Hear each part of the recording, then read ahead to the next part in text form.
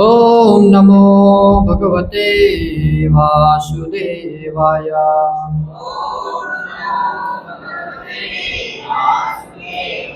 ओम नमो भगवते वासुदेवाय।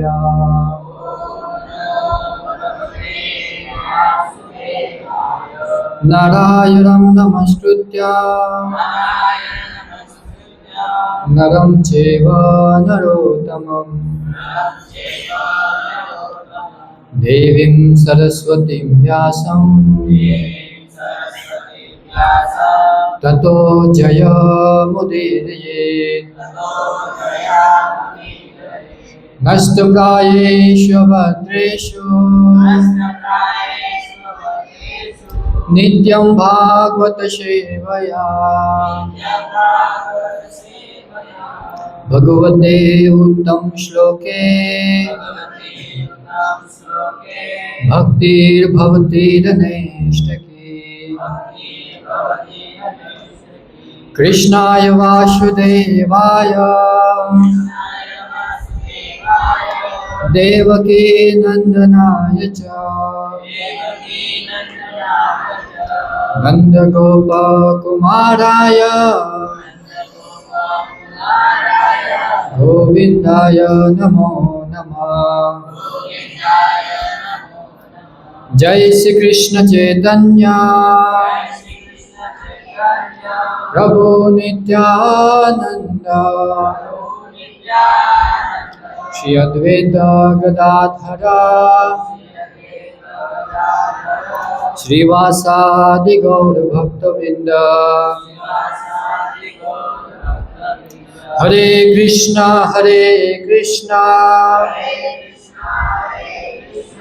कृष्ण कृष्णा हरे हरे हरे राम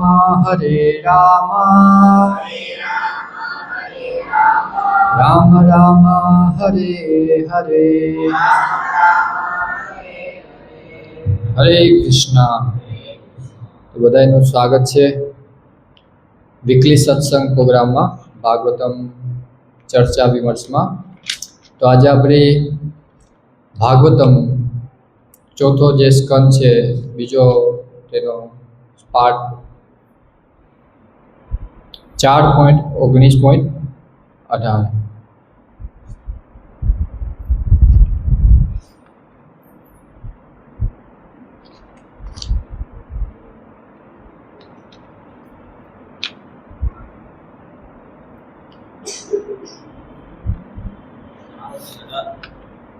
बोलो। पुरुषोत्तम पादियो पीछे पुरुषोत्तम पादियो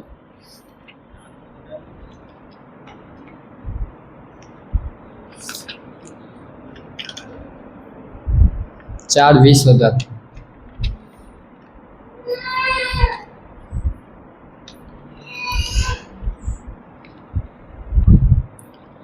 पुरुषोत्तम पादयोः प्रेमणा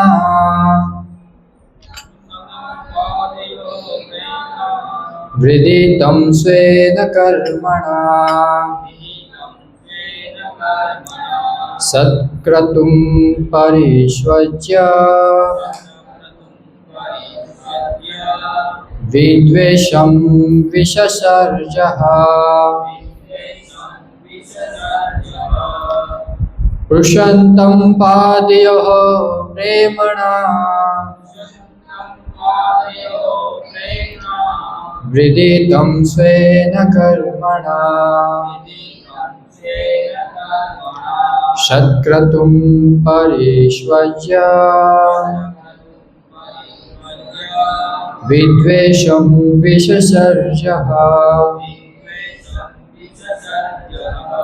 पुरुषोत्तम पादयोः प्रेमणा वृदितं स्वेन कर्मणा सत्क्रतुं परिष्वज्य विद्वेषं विससर्जः। एक प्रभु जी एक माता जी। पृषन्तं पादयोः प्रेमणा विदितं स्वेन कर्मणा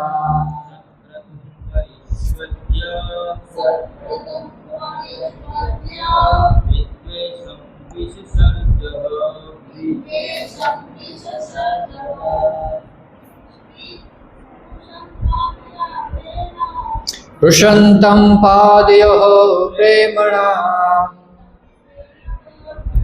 विदितं स्वेन कर्मणा सत्क्रतुं परिष्वज्य विद्वेषं विससर्जः। शब्दार्थ: पृषन्तं स्पर्श करता, पादयोः चरण, प्रेमणा प्रेम भावे, विदितं लज्जा पामेला, स्वेन પોતાના, કર્મણા કાર્યથી, સત્ક્રતુમ રાજા ઇન્દ્રને, પરિસ્વજ્ય ભેટીને, વિદ્વેષમ દ્વેષ ભાવ, વિસસર્જ્ય તજી દીધો, હા ખરેખર। अनुवाद तथा दिव्य भावार्थ श्री प्रभुपाद द्वारा श्री प्रभुपाद की जय। तो कृपया अनुवाद मारी पाछळ बधा बोलजो। राजा इंद्र पासे ज ઊભો હતો અને પોતે કરેલા કામથી લજ્જિત થઈને રાજા પૃથુના ચરણને સ્પર્શવા નીચે નમી પડ્યો, પરંતુ પૃથુ મહારાજે તરત જ બહુ પ્રેમ ભાવે તેને આલિંગન આપ્યું અને તેણે યજ્ઞના અશ્વની કરેલી ચોરી વિશેના વેરભાવને ખરેખર ત્યજી દીધો। કૃપયા ભાવાર્થ બધા સાંભળજો શ્રી પ્રભુપાદ દ્વારા। કોઈ મનુષ્ય વૈષ્ણવના ચરણોનો અપરાધી બને અને પછી પશ્ચાતાપ કરે એવા ઘણા પ્રસંગો બન્યા છે। અહીં પણ આપણે જોઈએ છીએ કે દેવરાજ ઇન્દ્ર એટલો શક્તિશાળી હતો કે તે ભગવાન વિષ્ણુ સાથે આવ્યો હતો, છતાં પૃથુ મહારાજના યજ્ઞનો અશ્વ ચોરવા માટે તે પોતાને મહાન અપરાધી ગણતો હતો। ભગવાન વૈષ્ણવ ચરણના અપરાધીને કદી માફ કરતા નથી। આ હકીકત દર્શાવનારા અનેક ઉદાહરણો છે। મહર્ષિ તથા મહાન યોગી એવા દુર્વાસા મુનિએ અંબરીશ મહારાજનો અપરાધ કર્યો હતો અને દુર્વાસાને પણ અંબરીશ મહારાજના ચરણોમાં નમવું પડ્યું હતું। ઇન્દ્રે પૃથુ મહારાજના ચરણમાં નમવાનો નિર્ણય કરેલો, પરંતુ રાજા પૃથુ એવા ઉદાર વૈષ્ણવ હતા કે મહારાજ ઇન્દ્રને પોતાના ચરણોમાં નમવા દેવા માંગતા ન હતા। તેથી તેમણે ઇન્દ્રને તત્કાળ ઊભા કરી આલિંગન આપ્યું હતું અને બંને જણા બની ગયેલી ઘટના ભૂલી ગયા। રાજા ઇન્દ્ર તથા મહારાજ પૃથુ બંને એકબીજા પ્રત્યે વેરભાવથી ગુસ્સે થયેલા હતા, પરંતુ બંને વૈષ્ણવો અર્થાત ભગવાન વિષ્ણુના સેવકો હોવાથી દ્વેષ ભાવના કારણનું સમાધાન કરવું એ તેમની ફરજ હતી। વૈષ્ણવો વચ્ચેના સહકાર ભર્યા વર્તનનું આ એક સર્વોત્તમ ઉદાહરણ છે, પરંતુ આધુનિક કાળમાં લોકો વૈષ્ણવ નહીં હોવાથી તેઓ કાયમ પરસ્પર લડતા રહે છે અને માનવ જીવનનું ધ્યેય સિદ્ધ કર્યા વિના પોતાનો વિનાશ વહોરી લે છે। આથી દુનિયાભરમાં કૃષ્ણ ભાવનામૃત આંદોલન ફેલાવવાની તાતી જરૂરી છે।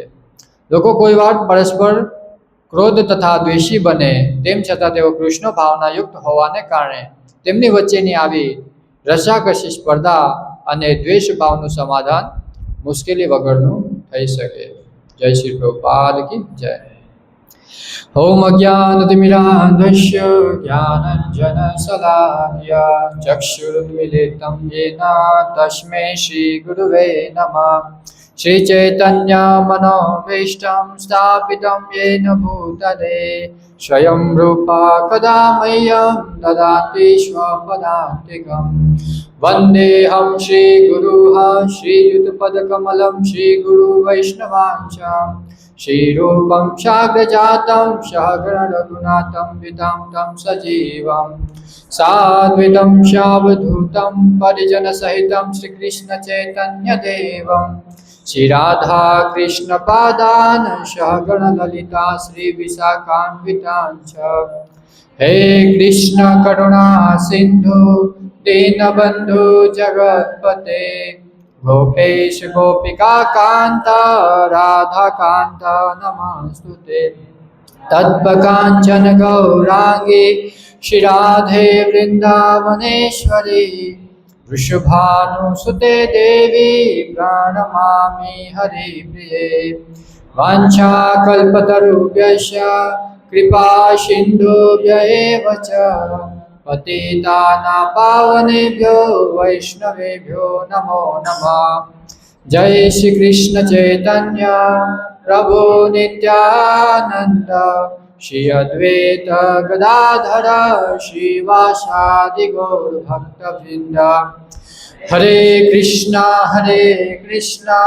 कृष्णा कृष्णा हरे हरे हरे राम राम राम हरे हरे हरे कृष्णा। ફરીથી બધાને એકવાર સ્વાગત છે વીકલી સત્સંગ પ્રોગ્રામમાં। તો આજનો જે શ્લોક છે મતલબ મહત્વપૂર્ણ છે કે જે આ કથા છે મહારાજ પૃથુની, જે મતલબ જે પૃથુ મહારાજ જે અશ્વમેઘ યજ્ઞ કરતા હતા, જે કહેવાય ને કે મતલબ જે કોઈ પણ 100 અશ્વમેઘ યજ્ઞ કરી લે એને શું મળે? ઇન્દ્રની પદવી મળે। અહીંયા પૃથુ મહારાજ જ્યારે 99% મતલબ 99 અશ્વમેઘ યજ્ઞ જ્યારે પૂર્ણ કરે છે, જ્યારે છેલ્લું લાસ્ટ 100મું અશ્વમેઘ યજ્ઞ હોય છે, આ અશ્વમેઘ થતાં જ પહેલાં ઇન્દ્રદેવ શું છે ગભરાઈ જાય છે, વિચલિત થઈ જાય છે। એમને શું લાગે છે કે મતલબ જે કોઈ 100 અશ્વમેઘ યજ્ઞ કરશે એને શું મળશે? ઇન્દ્રનું પદ મળશે। તો મારી તો શું છે ઇન્દ્રને કે મારી અવારનવાર ભૂલો થાય છે, તો ભગવાન શું છે કે ભગવાન કદાચ મારી જગ્યાએ પૃથુ મહારાજને મતલબ ઇન્દ્ર રાજા બનાવી દેશે તો ઇન્દ્ર રાજા શું કરે છે? આ પૃથુ મહારાજનો યજ્ઞ ભંગ કરે છે। તો યજ્ઞ ભંગ કરવા માટે યજ્ઞમાં આવશ્યકતા શું છે? જે ઘોડો, આપણે પહેલાં ઘણીવાર વાત લીધેલી છે કે અશ્વમેઘ યજ્ઞમાં ઘોડાનું કેટલું મહત્વ છે કે જ્યારે યજ્ઞ થાય છે ત્યારે ઘોડાને ફરતો મૂકે છે ને જેટલી મતલબ આખી દુનિયામાં ભ્રમણ કરે છે, જે કોઈને તકલીફ હોય તે ઘોડાને રોકે છે, તેનું મતલબ સમાધાન કરવામાં આવે છે, કાં રાજા સાથે તે યુદ્ધ કરવામાં આવે છે ને છેલ્લે અંત સમયે મતલબ આખો ઘોડો ફરીને આવે તો એ જ ઘોડાને યજ્ઞમાં આહુતિ આપવામાં આવે છે।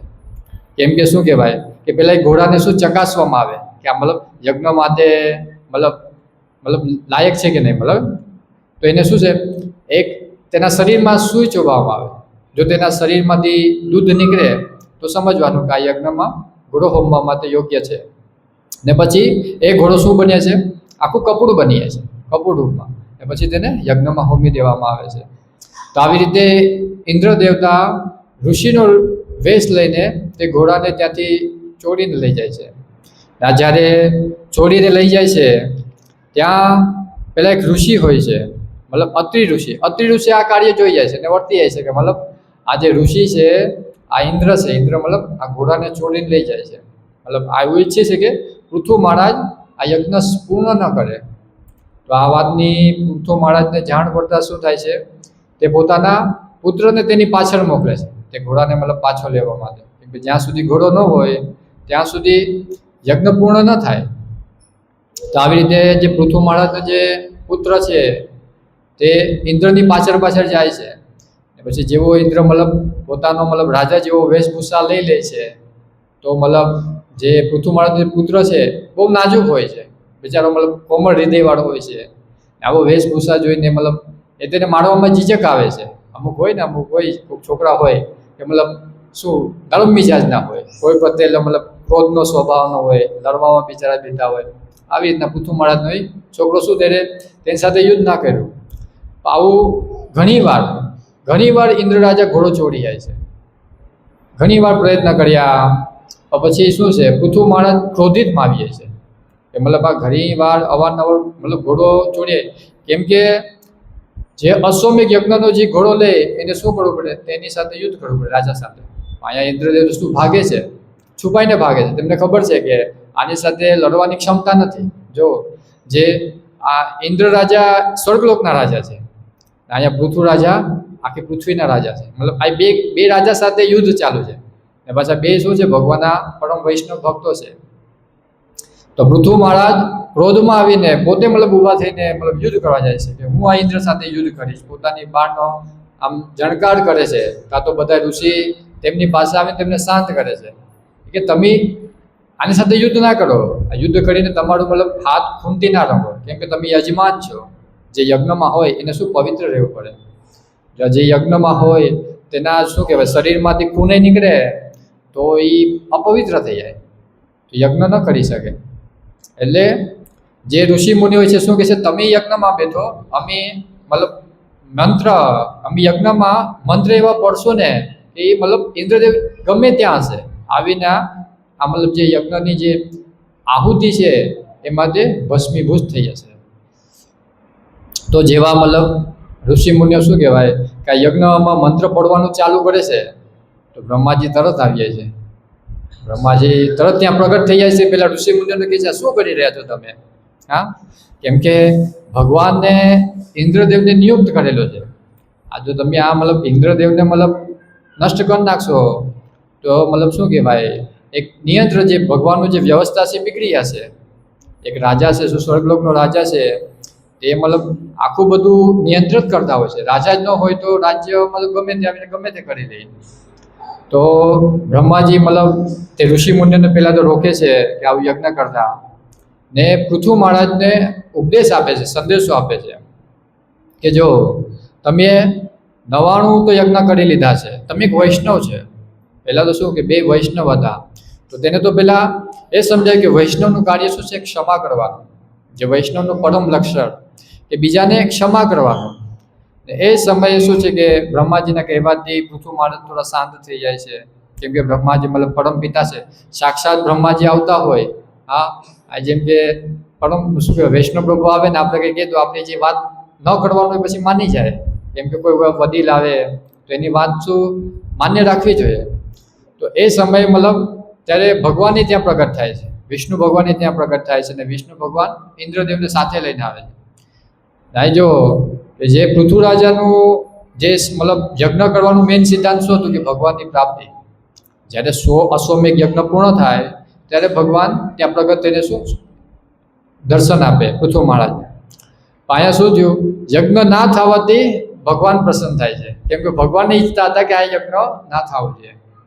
કેમ કે શું કહેવાય કે સર્વ યજ્ઞનો સાર તો ભગવાન છે. જય જય શ્રી જગન્નાથજી બલદેવજી સુભદ્રા મૈયા કી જય, જય શ્રી ગૌર નિતાય સુંદર ભગવાન કી જય. મતલબ કહેવાય ને ભાગવત ગીતામાં એક શ્લોક છે, અદ્વેષ્ટા સર્વભૂતાના મૈત્ર કરુણ એવ ચ નિર્મમો નિરહંકાર શમ દુઃખ ક્ષમી. મતલબ જે કોઈનો દ્વેષ નથી કરતો, જે બધામાં મિત્ર ભાવ દયાળુ રાખે છે, બધા માટે મમતા એટલે તેનામાં અહંકાર રહિત હોય છે, ને જે સુખ દુઃખમાં સમભાવ રાખે છે, ને જે ક્ષમાશીલ હોય છે, ભગવાન શું કહે છે આવો ભક્ત મને પ્રિય છે. એટલે ભક્ત હોય છે, ભક્તમાં ક્ષમાનું ગુણ હોવો જોઈએ. કેમ કે ક્ષમા કરવું કોઈ કાયરનું કામ નથી, શૂરવીરનું કામ છે. એક શૂરવીર હોય એ જ બીજાને ક્ષમા કરી શકે. કે ક્ષમા કરવું, ભૂલ કરીને કોઈને ક્ષમા કરવું બહુ મોટી વસ્તુ છે. એટલે અહીંયા પૃથુ મહારાજ એક ભક્ત હોવાથી આ ભક્ત સમજી શકે, એટલે ભક્ત હોવાથી પૃથુ મહારાજ જે ઇન્દ્રદેવ આવે છે, ઇન્દ્રદેવને શું કરે છે, ક્ષમા કરે છે. ને ભગવાન તેને કહે છે કે મારી સાથે જો ઇન્દ્રદેવ આવ્યા છે, ઇન્દ્રદેવ પૃથુ મહારાજના ચરણોમાં પડી જાય છે. ચરણોમાં પડવા પહેલાં પૃથુ મહારાજ તેને ગલે લગાવી દે છે, ને પોતાની આંખોમાંથી આંસુ પણ પૃથુ મહારાજની મતલબ નીકળે છે કે યજ્ઞ પૂર્ણ ન થયું. પણ જે શું કહેવાય જે મેન યજ્ઞનો સાર હતો કે ભગવાનની પ્રાપ્તિ, અહીંયા સાક્ષાત ભગવાનની પ્રાપ્તિ થઈ ગઈ, વિષ્ણુ ભગવાનની. એટલે આપણા જીવનમાં શું છે ક્ષમા ભાવ. એટલે આપણે એકાબીજાને શું કરવું છે? ક્ષમા કરવું છે. ક્ષમા કરો, આગલી જે ભૂલો હોય ભૂલી જવાનું, એકાબીજા મૈત્રી ભાવ રાખવો જોઈએ. જીવનમાં જો આપણી ક્ષમા કરશો તો જો ક્ષમા નહીં કરશો તો શું થશે? હવે શાસ્ત્રમાં ઘણા ઉદાહરણો છે. જેમ કે એક પુલસ્ય ઋષિ હતા. આ પુલસ્ય ઋષિ મતલબ તેના અસુરો બધી શું અનુયાયીઓ હતા. અસુરો અનુયાયી હતા ને અસુરોમાં મતલબ રાક્ષસો એક પરાશર મુનિના જે પિતાને છે એક અસુર શું છે તેને ખાઈ જાય છે. પરાશર મુનિ તમને ઓળખો છો? પરાશર મુનિ કોણ છે? વ્યાસદેવના પિતા. હા, તો જે પરાશર મુનિના જે પિતા છે એના એક રાક્ષસ છે તેના પિતાને શું છે ખાઈ જાય છે. પરાશર મુનિ શું અતિ ક્રોધમાં આવીએ છે, પોતાના પિતાને ખાઈ જાય છે. તો એક એવો યજ્ઞ કરે છે કે યજ્ઞના માધ્યમથી શું બધા રાક્ષસો તે યજ્ઞમાં ભસ્મીભૂત થઈ જાય. તો જેવા યજ્ઞ ચાલુ કરશે એવા બધા શું, જો પહેલામાં ઋષિ મુનિમાં કેટલી તેમની તપસ્યાની શક્તિ હતી, કોઈને મારવા નતા જવા પડતા ઋષિ મુનિ. જેવા યજ્ઞમાં મંત્રો પડે એવા મંત્રોથી બધા ઓટોમેટિક ત્યાં આવીને ભસ્મીભૂત થઈ જાય. એટલે તો બધા શું પેલા રાજાઓ બધી ઋષિ મુનિ શું આદર સત્કાર કરતા. કોઈ દી મતલબ ઋષિ મુનિનું શું કહેવાય કે તેમને કોઈ હાનિ નહીં પહોંચાડતા, તેનું કોઈ માનમાં હાનિ ન આવે, તેને કોઈ સાધનામાં કંઈ કમી ના આવે. તે રાજાઓ બહુ ધ્યાન રાખતા. કેમ કે જો ઋષિ ના પસંદ થાય તો શું થાય? પોતાનું રાજ્યને ભસ્મીભૂત કરી નાખે. અને પ્રસન્ન થાય તો રાજ્ય મતલબ વૈભવવાળું રાજ્ય આગળ ચાલે. તો આવી રીતના થવાથી ત્યાં વશિષ્ઠ મુનિ પહેલાં તો શું છે કે આ પુલસ્ય જે ઋષિ છે એને ચિંતા થવા માંડી કે આવી રીતે જો બધા રાક્ષસો બધા ભસ્મીભૂત થઈ જશે તો અમારું વંશ આખું નષ્ટ થઈ જશે. કે આનું શું કરવું? કંઈક તો આનો ઉપાય કરવો જોઈએ. એ સમયે વશિષ્ઠ મુનિ ત્યાં પહોંચે છે. અને તે આજે પુલક્ય આજે શું પરાશર મુનિ છે, પરાશર મુનિ ત્યાં યજ્ઞ કરવાથી તેમને રોકે છે. તેમને સમજાવે છે કે જે વૈષ્ણવ છે, જે પરમ ભક્ત હોય છે, હંમેશા તેનામાં ક્ષમાનો દયાભાવ હોય છે, તો ક્ષમાભાવ હોય છે. આવી રીતે જે વશિષ્ઠ મુનિ સમજાવવાથી શું થાય છે? તે ક્ષમા કરી નાખે છે. જો જે ભક્ત હોય છે, ભક્ત જ બીજાને ક્ષમા કરી શકે છે. તો તેની અંદર કેટલો ક્રોધ હતો તેમના પિતાને રાક્ષસ ખાઈ જવાથી. વશિષ્ઠ મુનિ સમજાવે છે એક રાક્ષસના હિસાબે તમે બધીને ના મારી શકો. કોઈ એક રાક્ષસે તમારા પિતાને મતલબ જે મૃત્યુ આપેલું છે એની હિસાબે એવું તો ભાઈ તમે બધાનો નાશ કરી નાખો. એકવાર આવી રીતે ધ્રુવ મહારાજે પણ કર્યું હતું. જો ધ્રુવ મહારાજે સાક્ષાત ભગવાનના દર્શન કરેલા, તેને મતલબ શું નાનપણમાં જે 5 વર્ષની આયુમાં જ્યારે શું તેની અંદર તેના પિતાના મતલબ તેને દૂર ભગાવવાથી તેને ખોળામાં ના બેઠવા લીધો તો શું તેની અંદર ક્રોધ પ્રગટ થયો. આ ક્રોધના લીધે શું થયું કે તેને તેના પિતાના પિતા જે દાદા છે તેનાથી બહુ ઊંચું સ્થાન પ્રાપ્ત કરવું હતું, બ્રહ્માજીથી પણ ઊંચું. તો તેને શું ભગવાનની તપસ્યા માટે જાય છે. આવી 6 મહિના સુધી કઠોર તપસ્યા પછી તેમને ભગવાનની પ્રાપ્તિ થાય છે. જો ભગવાનની પ્રાપ્તિ થયા પછી પણ એવું નથી કે ત્યાં બધું સમાપ્ત થઈ જાય છે. ભગવાનની પ્રાપ્તિ થયા પછી પણ જો ક્રોધ આવી શકે છે. જેમ કે ધ્રુવ મહારાજ જ્યારે યક્ષો છે, જ્યારે ધ્રુવ મહારાજના ભાઈને એને પણ આવી રીતના થયું કે જે યક્ષો છે, ધ્રુવ મહારાજનો જે ભાઈ હતો તેને હિમાલયમાં તેને મતલબ મારી નાખે છે. ધ્રુવ મહારાજ અતિ ક્રોધમાં આવી જાય છે ને પણ મતલબ પોતાનો રથ લઈને બાણ લઈને બધા યક્ષોને મતલબ મારવા લાગે છે. જે યક્ષો હોય છે બધાનો ખત્મ કરી નાખે છે. ને ત્યાં પણ મતલબ જે મનુ આવે છે, જે પેલા મનવંતર હોય છે, એ મનુ આવે છે કે તમે સાક્ષાત તમે ભગવાનના દર્શન કરેલા છો, તમે સાક્ષાત વૈષ્ણવ છો, તમે ભક્ત છો ભગવાનના, તમને આ કાર્ય શોભા ના લાગે. કોઈ એકના લીધે બધાને નાશ ના કરી શકો, કેમ કે ભગવાનની પ્રકૃતિ છે. જેનો જન્મ છે એનો તો મતલબ મૃત્યુ નિશ્ચિત છે. ગમે તે સંજોગે ગમે તે પરિસ્થિતિ કોઈના હાથે થઈ શકે. પણ જે વૈષ્ણવ હોય છે શું ક્ષમાભાવ હોય છે, તેની અંદર જે દયાભાવ હોય છે. આવી રીતે જો એક મુનિના કહેવાથી તેને બધાને ક્ષમા કરી લીધા. બાકી જો કોઈ વૈષ્ણવ ના હોય તો ક્ષમા ના કરી શકે. અત્યારે આપણે જોઈએ છે ભાઈ, આપણે ઘણા લોકો જ્યારે ઝઘડા કરે તેને કેટલી વાર મનાવવાથી તે શાંત ના થાય, ઝઘડા ના મૂકે, ચલો ત્યારે શાંત થઈ ગયા. તો અંદર તો જે દોષ છે, જે ઈર્ષા શત્રુભાવ એ ક્યારે નશ નથી થતો. ગમે ત્યારે મતલબ તે શું એક એવા તકમાં હોય છે કે ક્યારે આને મતલબ બદલો લો. તો આવી રીતે એક બીજું ઉદાહરણ પાવે છે, જેમ કે મહાભારતનું છે જે દ્રુપદને જે દ્રોણ હતા. જે દ્રુપદ શું હતા? ક્ષત્રિય એક રાજા હતા. જે દ્રૌપદીના શું પિતા હતા. ને દ્રોણ અર્જુનના શું હતા? ગુરુ હતા. હા, તો આ બંને પહેલા બધા શું ગુરુકુળમાં બધા એક સાથે ભણતા. ગુરુકુળમાં પહેલા કોણ કોણ ભણવા જતા? એક ક્ષત્રિય ને બ્રાહ્મણ, આ બે જણા ગુરુકુળમાં ભણતા. તે લોકોને શું શિક્ષા આપવામાં આવતી? કેમ કે જે ક્ષત્રિય છે, ક્ષત્રિયને યુદ્ધમાં એટલા કૌશલ બનાવતા કે જેથી શું તે બધાની રક્ષણ કરી શકે. ને બ્રાહ્મણો એટલા કૌશલ બનતા કે શું તે ભગવાનનો પ્રચાર કરીને બધામાં શું વૈદિક જ્ઞાન આગળ વધારે, કે જેથી કરીને શું બધાય ભગવાનની પ્રાપ્તિ કરી શકે. તો એ સમય તો શું બધાય ક્ષત્રિય ને બ્રાહ્મણ બધા ભેગા ભણતા. જ્યારે લોકો ગુરુકુળમાં હોય તેમાં ત્યારે કોઈ ક્ષત્રિયના બ્રાહ્મણ બધે ભેદભાવ ન હોય, બધા એક સમાન જ હોય. તો ત્યારે બેનલા બહુ ખાસ મિત્ર હતા. બંને મતલબ સાથે કાંઈ પણ સેવામાં સાથે હોય. તો આજે ક્ષત્રિય હતા જે દ્રુપદ રાજા, એ મતલબ તેના મિત્ર એટલો સ્નેહ થઈ ગયો હતો કે તેના મિત્રને એક વચન આપે છે કે જ્યારે હું રાજા બનીશ ત્યારે મારું અડધું રાજ્ય હું તમને આપી દઈશ. આ વચન દ્રોણને આ વચનનું યાદ હતું. અમુક સમય જાય છે ને જે આજે દ્રુપદ છે એનું સિંહાસન મતલબ રાજ્ય કરવાનો સમય આવ્યો. જેવો રાજા બને છે ને દ્રોણ તેના રાજ્યમાં પહોંચી જાય છે. તેમની પત્ની તેના પુત્ર સાથે પહોંચી જાય છે ને દ્રુપદ પાસે તેનું રાજ્ય માગે છે કે દ્રુપદ તે મને વચન આપ્યું હતું કે અડધું રાજ્ય તું મને આપીશ, મારું અડધું રાજ્ય આપી દે. મતલબ દ્રોણ આવું કહે છે. દ્રુપદ મતલબ વિચારમાં પડી ગયો કે ભાઈ કોઈને માંગવું તો વિનમ્રતાથી માંગવું છે ભાઈ. આ તો એવી રીતના કે તારું વસ્તુ છે. હા, ભલે એ સમયે મતલબ કીધું હશે પણ તેમ છતાં કોઈ પાસે આપણે જ્યારે વિનમ્રતાથી માંગીએ, જ્યારે કોઈ દાન આપે તો આપણે શું વિનમ્રતાથી માંગવું જોઈએ.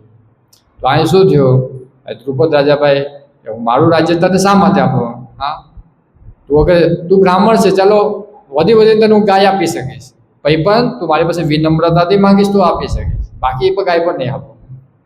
દ્રોણ રાજા મતલબ આ જે દ્રોણ હોય છે બ્રાહ્મણ, અતિ ક્રોધમાં આવીએ છે.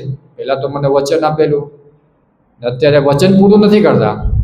અહીં જો કોઈ પાસે મતલબ આપણે શું લાગે છે, દ્રોણને શું લાગ્યું કાંઈ મારું અપમાન કર્યું. ત્યાંથી જ્યારે શું રાજ્યમાં જ્યારે પાછું જશે મતલબ ત્યાં અતિ ક્રોધમાં દ્વેષના ભાવથી પાછું જશે કે આ મતલબ આનો બદલો હું જરૂર લઈશ. એને શું લાગ્યું કે દ્રુપદે મારું અપમાન કર્યું. તો કોઈ દી જો એક હાથે કોઈ દી તાળી ના વાગે. આ દ્રોણે એની પાસે ભલે ના જ્યારે મિત્ર હતો ત્યારે એને કંઈક વચન આપ્યું હશે તો ત્યારે તેમને નમ્રતાથી કહેવું છે કે મિત્ર, જ્યારે આપણી સાથે ભણતા હતા ત્યારે તમે મને વચન આપેલું કે તમે જ્યારે રાજા બનશો ત્યારે તમને અડધું રાજ્ય આપશો. તો અત્યારે તે સમય આવી ગયો છે તમારું વચન નિભાવવાનું. તો એ રાજા કદાચ વિચારી શકે ને આપી પણ શકે, કાંઈ નહીં તો થોડુંક તો આપી શકે. આવી રીતે માંગવાથી કે ના ભાઈ અડધું રાજ્ય મારું છે મને આપો, તો સામે આપવાની ઈચ્છા હશે તોય નહીં આપે. એટલે હંમેશા આપણી શું કહેવાય આપણી વાણીની લગામ આપવી જોઈએ. કેમ કે વાણીમાં પણ બહુ પ્રભાવ હોય છે. કહેવાય ને કે બાણના તીર લાગે તો એ રૂજાઈ જાય છે પણ વાણીના તીર ક્યારેય રૂજાતા નથી. એટલે કોઈને બોલવાનું પણ ધ્યાનથી બોલજે. કેમ કે શું કહેવાય જે વાણીના ઘાવ છે ને જિંદગી પણ નથી રૂજાતા. હા, એવા ઘાવ હોય છે ને હૃદયમાં કે મતલબ એ મળતા દમ તક તેને યાદ રહેતું હોય છે. તો આવી રીતે શું દ્રોણ ચાલ્યા જાય છે. દ્રોણ પછી શું પાંડવોને ને કૌરવોના જે વંશને શું છે બધીને શિક્ષા આપે છે. જ્યારે લોકોનું શિક્ષણ પૂરું થઈ જાય છે તેની પાસે એક મતલબ માગે છે, દીક્ષા માગે, દાન દક્ષિણા માગે છે. એક સમય શું હોય છે કે મતલબ ગુરુ શીખાડે તો શું તેને કંઈ પણ દીક્ષા આપવાની હોય છે. તો મતલબ તે શું માગે છે કે મને આ દ્રુપદને જે બંદી બનાવીને મતલબ લાવશે તે મને એ જ મારી દીક્ષા છે તમારામાં, તમે જાઓ ને એને બંદી બનાવીને લાવો. ત્યારે દુર્યોધન જાય છે, પેલા દુર્યોધનને કૌરવ બધી જાય છે, એ લોકો શું હારીને આવે છે. પછી શું 5 પાંડવો જાય છે. 5 પાંડવોમાં અર્જુન મતલબ શ્રેષ્ઠ ધનુર્ધર હતો. તો ધનુર્ધન જ્યારે અર્જુન જાય છે તો અર્જુન તેમને દ્રૌપદને પકડીને લઈને આવે છે. દ્રુપદને જો પકડીને લાવે છે, જો ખાલી આપણી અંદર ઈર્ષા દ્વેષ હોવાથી જો કેટલું આ બધું થાય છે. એક થોડુંક ઈર્ષા દ્વેષ, એક વાણીમાં લગામ થવાથી જો કેટલી મતલબ ઘટના થઈ જાય છે. દ્રુપદને જ્યારે તેમની પાસે લઈને આવે છે તો જો જે મતલબ રાજ્ય હારી ગયો, મતલબ રાજા કોણ બની ગયા? દ્રોણ રાજા બની ગયા. આખું રાજ્ય તેની પાસે આવી ગયું કેમ કે દ્રુપદ હારી ગયો. પહેલાનો આવું નિયમ હતો કે રાજા યુદ્ધ કરે, જે હારી ગયો આખું રાજ્ય જે બીજા રાજાનું થઈ જાય. જ્યારે દ્રોણ કહે છે કે મતલબ અત્યારે મતલબ આખું તારું રાજ્ય છે હવે તો મારું થઈ ગયું છે. હા, તું મારો મતલબ મિત્ર હતો એટલે હું તને આમાંથી અડધું રાજ્ય હું તને આપીશ. દ્રુપદ વિચારે મતલબ રાજા આ મારું રાજ્ય મારી પાસે રહીને મને જ આપે છે. એ પણ અતિ ક્રોધમાં આવી ગયા. પણ તેમ છતાં જો તેની અંદરનો એને પણ ઈર્ષા પ્રગટ થઈ, દ્વેષ પ્રગટ થયો, તો ત્યારે તેને દ્વેષ તો અંદર છુપાવી દીધો. એની પાસે મતલબ પ્રાર્થના કરે છે કે ધન્યવાદ, તમે મતલબ મને એટલું રાજ્ય આપ્યું, તમારો આભારી. પછી ચાલ્યો જાય છે. પછી અતિ ક્રોધમાં આ દ્વેષ અંદર અંદર રાખવાથી શું થાય છે? અતિ ક્રોધમાં આવીને પછી શું થાય છે? એ પણ એવો યજ્ઞ કરે છે કે યજ્ઞમાં તે એક તેની પુત્ર અને પુત્રીની પ્રાપ્તિ થાય છે. એક તો દ્રુપદી હોય છે ને બીજો તેનો જે પુત્ર હોય છે જે ધૃષ્ટદ્યુમ્ન, બે પ્રગટ થાય છે. ને પ્રગટ થવાથી શું થાય કે એ યજ્ઞમાં એવું યજ્ઞ કરે છે કે આ પુત્રથી શું દ્રોણનું મૃત્યુ થાય. ને છેલ્લે શું કે જ્યારે મહાભારતનું યુદ્ધ હોય છે ને 18મા દિવસે જ્યાં ધૃષ્ટદ્યુમ્ન હોય છે, 18મા દિવસે દ્રોણનો વધ કરી નાખે છે. એ 18મા દિવસ પહેલા 14મા દિવસે આ દ્રુપદનું મૃત્યુ થઈ જાય છે દ્રોણના હાથે. એટલે એ જોઈ નથી શકતો. જો એની ઈચ્છા શું હતું કે દ્રુપદ મતલબ દ્રોણનું મૃત્યુ થાય, તો જો એની ઈચ્છા પૂરી ના, આમ દ્રોણ મળી ગયા પણ એ જોઈ ન શક્યો. જ્યારે શું છે કે આ ધૃષ્ટદ્યુમ્ન દ્રોણને મારી નાખે છે, તો આના મતલબ ક્રોધમાં આવીને જેનો પુત્ર હોય છે અશ્વત્થામા, એ આને મારી નાખે છે. જોઈએ છે આ ઈર્ષા દ્વેષથી શું થાય છે? આપસમાં બધાનું ખતમો જ થાય છે, કોઈ બચ્યું નહીં. હા, આને માર્યા, આને માર્યા. એટલે જ્યારે આપણી અંદર ક્ષમા ભાવ ના હોય તો અંત સમયે બધીનો નાશ થાય છે. આપણે શાસ્ત્રોમાં આવા ઘણા ઉદાહરણ છે, આપણે સમજી શકાય છે. એટલે હંમેશા બીજા પ્રત્યે, હર જીવ પ્રત્યે ક્ષમાભાવ રાખવું જોઈએ. જે ભગવાનનું શું, જે ભગવાનની જે ભક્તિમાં હોય છે તેની અંદર પહેલો ગુણ તો હોવો જોઈએ ક્ષમાભાવ, દયાભાવ. ક્ષમા શા માટે હોવો જોઈએ? કેમ કે બધાના હૃદયમાં કોણ બિરાજમાન છે? પરમાત્મા બિરાજમાન છે. તો જ્યારે આપણી અંદર આવો ભાવ આવશે, આપણે ઓટોમેટિક આપણે ક્ષમાભાવ ઓટોમેટિક પ્રકટ થશે. તો આવી રીતે એક બીજો પણ એક ઉદાહરણ છે, આપણને ખબર પડે. એક સ્કૂલમાં એક ટીચર હતા. એ ટીચર એ પોતાના મતલબ જે સ્ટુડન્ટ હોય છે, સ્ટુડન્ટને બધાને શું એક પ્રશ્ન પૂછ્યો કે મતલબ તમને મતલબ કેટલા વિદ્યાર્થીઓમાં એકબીજાથી દ્વેષ છે? બધાએ હાથ ઊંચો કરીને બતાવો. તો છોકરા હોય છે, તો છોકરા બિચારા ભોળા હોય છે, બધા એકબીજા હાથ ઊંચા કરે છે. મારે છે 3 જણા પ્રત્યે દ્વેષ છે, એક કે મારે તો 5 જણા પ્રત્યે, એક કે મારે 8 જણા પ્રત્યે દ્વેષ છે. આ બધા એક છોકરા આવી રીતના કહે છે. તો ટીચર કહે છે કાંઈ વાંધો નહીં, કાલે છે ને તમને જેટલા પ્રત્યે દ્વેષ હોય ને એટલા ટમાટર લઈને આવજો. છોકરાઓ તો ટમાટર લઈને જાય છે. એમને તેમ કે ભાઈ ટીચર આપણા એક બદલો પૂરો કરશે એકબીજાથી. જેવા ટમાટર લઈને જાય છે, બીજા દિવસે છોકરાઓ સ્કૂલે આવે છે, ટીચર શું આ ટમાટર તમારા બેગમાં રાખી દેવો. ટમાટર પોતાના બેગમાં રાખી દે છે. આવા 2 દી 3 દી 4 દી વીતી જાય છે. પછી શું ટમાટર પડ્યા તો શું સ્મેલ આવે, વાસ ગંધાતા જાય. જેની પાસે જેટલા ટમેટા વધારે એમાં એટલી વાસ આવે. હા, તો મતલબ વિદ્યાર્થી કે ટીચરને કે ટીચર આને હવે ક્યારે કાઢવાનું છે? આ કેટલા વાસ મારે છે? ત્યારે જો ટીચર એને જો આના પ્રત્યે શિક્ષા આપે છે કે શા માટે તમે તમારા અંદર જેટલો ઈર્ષા દ્વેષ રાખશો એટલું તમારું હૃદય શું ભરશે, એટલું તમારું હૃદય દૂષિત થશે. જેમ જો આજે ટમાટર છે બેગમાં રહેવાથી, થોડાક દિવસ રહેવાથી કેટલું દૂષિત થઈ ગયું, કેટલું ગંધાવા લાગ્યું. એવી રીતે આપણી અંદર આવો દ્વેષ રહેશે તો આપણું હૃદય પણ મેલું થઈ જશે. એટલે હંમેશા બીજા પ્રત્યે ક્ષમા યાચના રાખવી જોઈએ. દ્વેષ અંદર રાખવાથી જો જેમ આ ટમાટર રાખવાથી ટમાટર ગંધાઈ ગયા, આપણું હૃદય ગંધાઈ જશે. એવી રીતે શાસ્ત્ર પ્રત્યે આપણને ખબર છે કે આપણે બધા પ્રત્યે ક્ષમા ભાવના રાખવી જોઈએ. જો ક્ષમા ભાવના ના રાખીએ તો આપણું હૃદય ગંદુ થઈ જાય છે. તો આમાંથી આપણને જો 4 શિક્ષા જોવા મળે છે. જ્યાં દ્રુપદ ને દ્રોણની કથા છે. પહેલા તો જ્યારે આપણને દુઃખ થાય તો આપણે બીજાને કોસીએ છીએ. આપણા જીવનમાં ગમે ત્યારે જેમ કે દ્રોણને દુઃખ થયું તેને શું લાગ્યું? દ્રુપદે મને દુઃખી કર્યો. ખરેખર તો દ્રોણની વાણીથી 2 દુઃખી થયા ને, એક હાથે કોઈ તાળી ન પડે. આપણે એવું વચન બોલ્યા તો સામેવાળાને તકલીફ પડી ને. હંમેશા આપણને આવી જ વૃત્તિ હોય છે શું કે મને આ વ્યક્તિથી મતલબ આ વ્યક્તિ મને નુકસાન કરે છે. તો કોઈને આપણે એમ ન જોતા કે ભાઈ મારા લીધે પણ આ દુઃખી થતો હશે. જ્યારે આપણી અંદર આવો ભાવ આવી જાય તો ઓટોમેટિક આપણે શાંત થઈ જશે. બાકી આપણી અંદર જો આવો દ્વેષ ભાવ રહેશે. બીજું શું છે કે દ્રોણે દ્રુપદ પાસે પોતાની અપેક્ષા ભાવના સહી રીતે વાત નથી કરી. જ્યારે આપણે કોઈ પાસે અપેક્ષા, કોઈ પાસે કંઈ માંગવું તો વિનમ્રતા ભાવ માંગવું જોઈએ. આપણી અંદર વિનમ્રતા ભાવ હશે તો કોઈ પણ આપણને જે યોગ્ય હશે તો આપણને આપશે. પણ જ્યારે શું કહે આપણા બારણા પર કોઈ આવે ભિક્ષા માંગવા આપે, લાવો મને આપો, તો શું આપણે આપવાના છો? હા, હવે તારા ઘરનું છે બધું, તું આવી રીતના માંગે છે. કોઈ પણ આવી રીતે કોઈ પ્રેમથી માંગે, ભાઈ તમારી જે ઈચ્છા હોય તો આપો. આપણી ઈચ્છા નહીં હશે તો આપવાનું મન થશે. વિનમ્રતા ભાવ હશે તો આપણે ડેફિનેટલી આપશું. કેમ કે વિનય શોભે છે. હા, વિનય મતલબ વિનમ્રતા હોય બધાને પ્રિય લાગે છે. જે ગમે તે સૌને ગમે. એ જે ત્રીજી શીખ છે, કોઈ વ્યક્તિને દુઃખી કરીએ તો તે વ્યક્તિ પણ બદલો લેવા ઈચ્છે છે. આ જો પહેલા દ્રોણ દુઃખી થયો તો દ્રોણે બદલો લીધો, દ્રુપદને પકડ્યો. હવે દ્રુપદને પકડ દ્રુપદ દુઃખી થયો તો દ્રુપદે પાછો બદલો લઈને દ્રોણને માર્યો. એમ બે મરી ગયા. અંતે શું થયું? આ જે દુઃખી ને ઈર્ષાના ભાવમાં શું થયું? બંનેનો નાશ થઈ ગયો, કોઈ ના બચ્યું. જે ચોથું છે એ બંનેની અંદર જે જાનવરની પ્રવૃત્તિ છે એ વિકસિત થાય છે. આપણા બધાની અંદર શું છે? બે પ્રકારની વૃત્તિ હોય છે, અસુર વૃત્તિ ને દેવ વૃત્તિ હોય છે. હવે એમાંથી આપણને કઈ વૃત્તિ પ્રગટ કરવી આપણા પર નિર્ભરિત હોય છે. જે ભગવાનની મતલબ સેવામાં હોય, ભગવાનનું જે સેવા કરતા હોય છે, ભગવાનનું નામ જપ કરતા એને ખબર હોય છે કે મતલબ જે સતોગુણમાં રહેતા હોય છે એ લોકો દેવવૃત્તિ પ્રગટ કરે છે.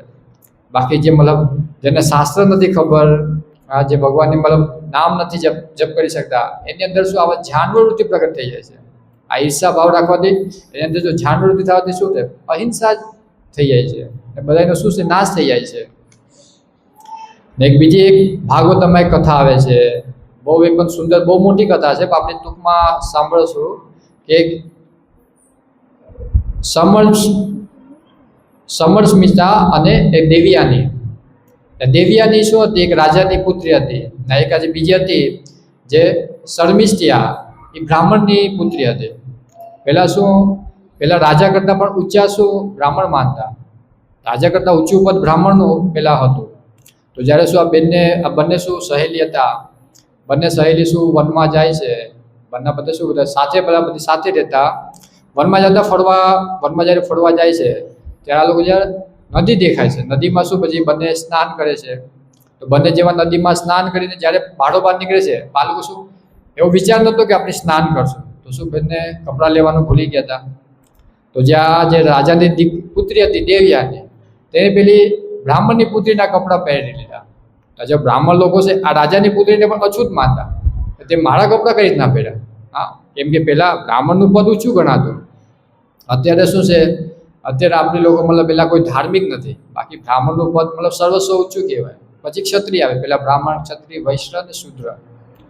તો આવી રીતે મતલબ જે બ્રાહ્મણની જે પુત્રી હોય છે એ મતલબ અતિ ક્રોધમાં આવી જાય છે ને પેલીને શું કૂવામાં ધક્કો મારી દે છે, ઓલી કૂવામાં પડી જાય છે. કૂવામાં પડી જાય છે ને પેલા આ સમયે પછી શું એક હયાત રાજા હોય છે, હયાત રાજા ત્યાં એ બાજુ મતલબ જાતા હોય છે વનમાં શિકાર કરવા માટે. ત્યાં આવી મતલબ આ કૂવામાં હોય છે, તેનો અવાજ સાંભળીને મતલબ તેને બચાવી લે છે. તેને શું કૂવામાંથી બારોબાર કાઢી લે છે. પહેલાં શું હતું કે ભાઈ જે કોઈ મતલબ પુરુષ કોઈ સ્ત્રીનો હાથ પકડે તો તેની સાથે વિવાહ કરવા પડતા. આવી રીતે બેના વિવાહ પણ થઈ જાય છે. પણ એ પહેલાં જે આ બ્રાહ્મણ પુત્રી હોય છે એ કોણ? શુક્રાચાર્યની પુત્રી હોય છે. જે અસુરના જે મતલબ શું કહેવાય, અસુરના ગુરુ શુક્રાચાર્યના જે મતલબ પુત્રી હતા, તે પોતાના પિતાને આવી મતલબ વાત કહે છે કે મતલબ આવી રીતે મતલબ દેવરાની મારી સાથે આવું કર્યું છે. ને આ દેવરાની પોતાના મતલબ પિતાને તેને કહે છે કે અમારું ને મતલબ તે એક બ્રાહ્મણની જે પુત્રી શુક્રાચાર્ય, અમારી સાથે આવું મતભેદ થઈ ગયું છે, આવી રીતના બનાવ બની ગયો. પેલા રાજા હતો એ મતલબ ભયભીત થઈ ગયો. બ્રાહ્મણને કે ભાઈ આ લોકો ખીજમાં આવશે તો આપણું મતલબ આખું રાજ્ય નષ્ટ કરી નાખશે, બાળી નાખશે. એ કે ચાલો આપણે પેલા બંને જાય તેની ક્ષમા માંગશું તો તું શું હોય આપણને માફ કરી દે છે. તો વાંથી શુક્રાચાર્ય આવે છે ને આ ત્યાં બંને જાય છે. જેવા શુક્રાચાર્ય રસ્તામાં પડે છે, પેલા રાજા તેના ચરણોમાં પડી જાય છે. હા, તેને પગ પકડી નાખે છે. શુક્રાચાર્ય અતિ ક્રોધમાં હોય છે. શુક્રાચાર્યનો બિહેવિયર હતો એ પણ મતલબ જે શું કહે, બ્રાહ્મણ જ્યારે ક્રોધિત થાય તો એક જ આપે, શ્રાપ જ આપી નાખે. તો આજે રાજા હોય છે અતિ ક્રોધમાં મતલબ શું કહેવાય, ક્ષમામાં પોતાના ઓલાના શુક્રાચાર્યના પગ પકડી નાખે. એટલે ભાઈ પગ મૂક. એ કે મને ક્ષમા નહીં કરો ત્યાં સુધી પગ નહીં મૂક. આવી રીતે પોતાનો મતલબ આવો ભાવ જોઈને કે કાંઈ વાંધો નહીં, ઊભો થઈએ કે તારો વાંક નથી, તારી પુત્રીનો વાંક છે, એને ક્ષમા કરી નાખે છે. અને પછી જે આ દેવયાની હોય છે, દેવયાનીનો જે વિવાહ થાય છે, વિવાહમાં પાછું એક મતલબ શરત રાખે છે કે હું કાંઈ વાંધો નહીં, હયાત સાથે જે રાજા છે વિવાહ કરીશ, પણ જે આ રાજાની પુત્રી છે દેવયાની એ મારી સાથે શું નોકર બનીને આવશે. એની જે બીજી દાસીઓ છે એ પણ મારી સાથે આવશે. આ જો અંદર ઈર્ષાભાવ રાખવાથી મતલબ કેટલું મતલબ થાય છે, અને બહુ ભાગવતમાં આખી આની બહુ મોટી કથા છે. આના પછી કેટલા ઈર્ષા દ્વેષમાં કેટલા બહુ મોટા સ્ટોરી થાય છે. આનું જો હંમેશા મતલબ ક્ષમા ન કરવાથી જો આવું બધું થાય છે. ક્ષમા ન કરવાથી હંમેશા શું થાય છે? વિનાશ થાય છે. આ તો આપણે એક જોઈ લીધું શાસ્ત્રમાં કે ક્ષમા કરવાથી, ન કરવાથી, ક્ષમા કરવાથી શું થશે? આપણે મતલબ એટલા ઉદાહરણ જોયું કે ક્ષમા ન કરવાથી ભાઈ મતલબ અહિત થાય છે, નષ્ટ થાય છે. ક્ષમા કરવાથી જો કેટલું બધું સારું થાય છે. જેમ કે આપણે રામાયણમાં ભરત રાજાની આપણે બધી કથા સાંભળી છે કે જ્યારે કઈ માતા હોય છે, દશરથ રાજા પાસે વરદાન માંગે છે, 2 વરદાન માંગે છે. કે પહેલા શું માંગે છે કે ભરત રાજાને શું રાજ્ય સિંહાસન મળે, ને રામ ભગવાનને શું મળે? 14 વર્ષનો વનવાસ મળે. આ સમય શું ભરત રાજા પોતાની મતલબ નાનીના ઘરે જાય છે. તેને આ વાતની ખબર નથી. જેવા મતલબ તે પાછા આવે છે, વાતની બધું ખબર પડે છે કે મારી માતાએ મારા જે પ્રિય ભાઈ છે, મારા ભાઈ રામને, જે ભગવાન તુલ્ય છે, એમને વનવાસ મોકલી લીધા. એની હિસાબે શું થયું? મારા પિતાનું મૃત્યુ થઈ ગયું છે. તો પોતાની માતાને એટલું કોસે છે, એટલી ગાળીઓ આપે છે કે તું સ્ત્રી છે, જો કદાચ તું મતલબ કોઈ પુરુષ હોય તો તારું આઈને તારું મતલબ હત્યા કરી નાખે. એટલો ક્રોધના આવેશમાં આવી જાય છે એ તેમની માતાને મતલબ જોતા નથી, તેને ધિક્કારે છે. કે મતલબ શું કહેવાય કે માતાનું કાર્ય શું છે? પુત્ર પ્રાપ્તિ કરવાનું. તો તું એક એવી માતા છે કે જે તે મારું દુઃખનું પ્રાપ્તિ કરે છે, મારું દુઃખ પ્રગટ કર્યું છે તેમાં, કે તું માતા થવા તું લાયક નથી. આવું કટુ વચન બોલે છે. કેટલું કટુ વચન બોલે છે. એ સમય ત્યાં ભરદ્વાજ ઋષિ મુનિ આવે છે.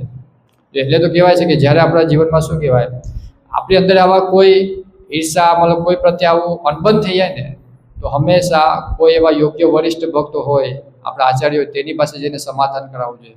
બાકી તો અહિત થઈ જાય. કેમ કે આપણે શું છે, હંમેશા કાંઈ થોડુંકનું મોટું કરીને બનાવીને ચડાવીને બોલીએ. હા, કોઈનો થોડોક વાગ હશે તો આપણે કોઈ પ્રભુજીને કહીશું, પ્રભુજી આ તો આવું કરે છે, મતલબ આમ કરે છે, તેમ કરે છે. વાકમાં એટલું કાંઈ ન હોય, થોડું ઘણું હોય, બહુ મતલબ મોટું બનાવીને આપણી પાસે મતલબ આવે. એટલે હંમેશા જ્યારે આપણે કોઈ વરિષ્ઠ ભક્તને આવી વાત આપણે મતલબ સમાધાન કરવા જાય તો તે લોકોને શું સમજી જાય કે મતલબ ક્યાં પ્રોબ્લેમ હશે. એ કોઈ એકનું ના સાંભળે, બેને સાથે બોલે ભાઈ શું પ્રોબ્લેમ હતો, એ ખુદ મતલબ જાણીને કહેશે ભાઈ કે શું સમાધાન છે. તો આવી રીતે ભરદ્વાજ મુનિ આવે છે ભરત રાજા પાસે.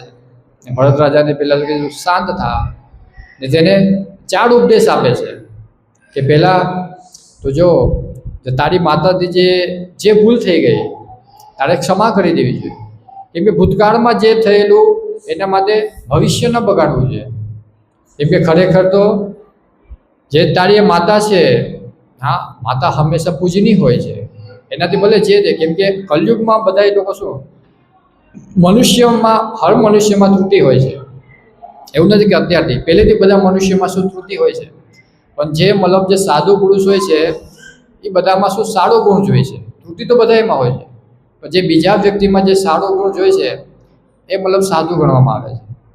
તો આવી રીતે મતલબ જે ભરદ્વાજ જે આ રાજા જે હોય છે ભરદ્વાજ ઋષિ મુનિ, એ ભરત રાજાને આવા ઉપદેશ આપે છે. ને ઉપદેશ આપવાથી શું તે શાંત થઈ જાય છે ભરત રાજા. કેમ કે તે મતલબ એક ભગવાનના અંશે હતા. ને શું છે કે ઋષિ મુનિને પહેલાં બધા શું ઋષિ મુનિની બહુ વાત માની હતી. કેમ કે બધા શું કંઈ પણ સમાધાન પોતાનું જીવનનું કંઈ પણ હોય સમાધાન કરવા ક્યાં ઋષિ પાસે જાય. કેમ કે તે લોકો શાસ્ત્રો અને વેદોના જ્ઞાની હતા. તેનો પાસે મતલબ બધા શાસ્ત્રનું જ્ઞાન હોય તો એ લોકો સાચું ઉપદેશ આપે. અત્યારના જેમ નહીં કે અત્યારે શું કે પૈસા કઢાવવા માટે. એટલે હંમેશા આપણા જીવનમાં કાંઈ પણ કોઈ પ્રત્યે ઈર્ષા દ્વેષ બને તો આપણે તેનું સમાધાન કરવું જોઈએ. આપણને ખબર પડી કે જો તે પછી ભરત જે રાજા હોય છે પોતાની માતાને ક્ષમા કરી નાખે છે.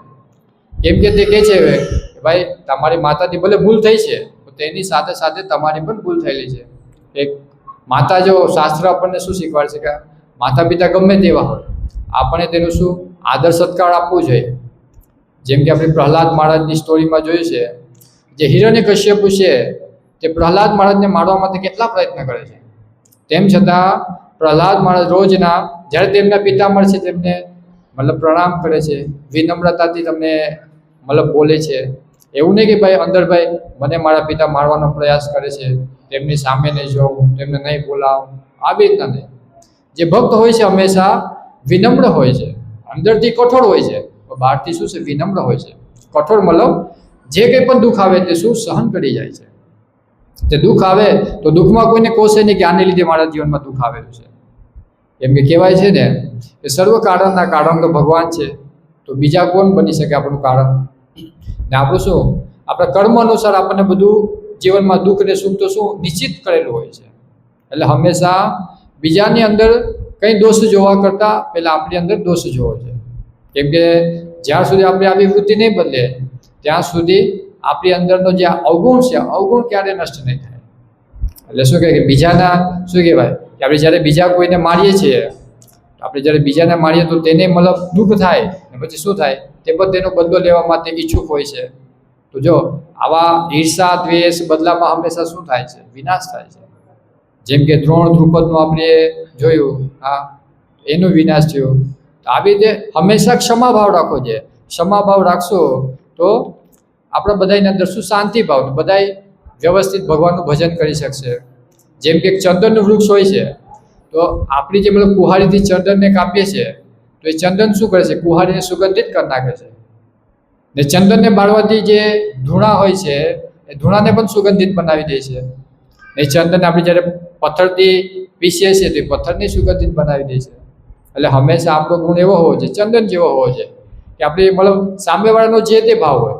જો કુહાડીએ તેને શું કાપવાનું કામ કર્યું તેનો ગુણ ના છોડ્યો, તેનો જે સુગંધીનો જે ગુણ હોય તો તે કુહાડીને પણ આપી દીધો, કાંઈ વાંધો નહીં, તે ભલે મને કાપ્યો, જે મારી અંદર મારો જે સારો ગુણ છે તને આપું છું.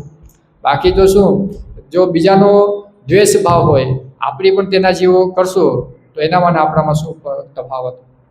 એટલે હંમેશા આપણે અંદરના જે દયાભાવ છે દયાભાવને આપણે જાગૃત કરવો છે.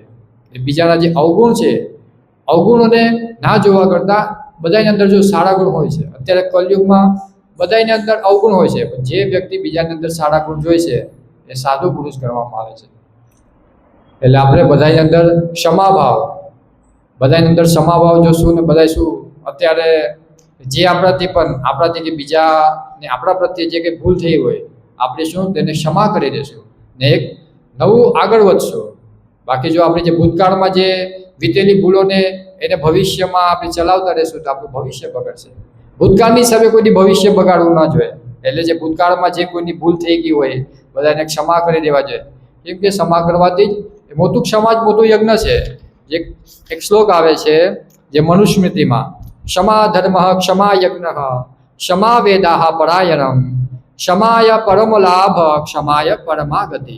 ક્ષમા જ મોટો ધર્મ છે, ક્ષમા જ મોટો યજ્ઞ છે, ક્ષમા જ વેદોનો સાર છે.